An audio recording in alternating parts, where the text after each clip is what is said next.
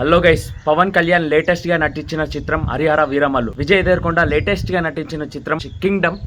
ఇంకా విజయ్ దేవరకొండ కింగ్డమ్, అదేవిధంగా పవన్ కళ్యాణ్ హరిహర వీరమల్లుకి ఏం జరిగింది, ఎందుకు హరిహర వీరమల్లు ఆగిపోయింది, అసలు ఏమైంది అనేది తెలుసుకోవాలంటే కింద లైక్ బటన్ లైక్ చేసుకొని చాలా సబ్స్క్రైబ్ చేసుకొని వీడియోలోకి ఎంటర్ అయిపోదాం. హరిహర వీరమల్లు ఒక మంచి ఫిలిం అని చెప్పుకోవచ్చు.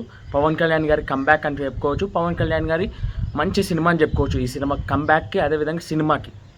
కానీ కథలో చాలా మిస్టేక్స్ ఉండడం వల్ల కింగ్డమ్ సినిమా అంతా లేదని చెప్తా.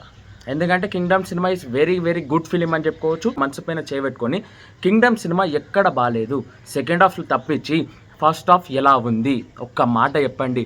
థియేటర్లు తలగబడిపోవా? మరి అలా ఉంది. మరి హరిహర వీరమల్లుకి కింగ్డమ్ సినిమాకి ఉన్న తేడా ఏందో తెలిసిందిగా.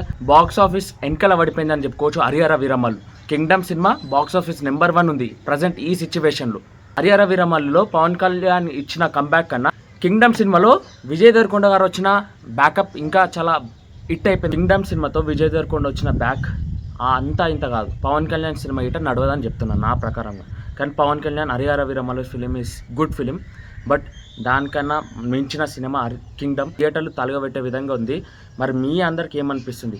హరిహర వీరమల్లు పడిపోయింది ఆల్రెడీ, కింగ్డమ్ సినిమా పైనకి వచ్చేసింది. మరి మీ అందరికి ఏమనిపిస్తుంది ఒక్కసారి కామెంట్ సెక్షన్ కామెంట్ చేస్తూ, అదేవిధంగా మన ఛానల్ సబ్స్క్రైబ్ చేసుకొని లైక్ చేసుకొని మరి ఇంకేం అప్డేట్స్ చేసుకొని క్లిక్ చేయండి.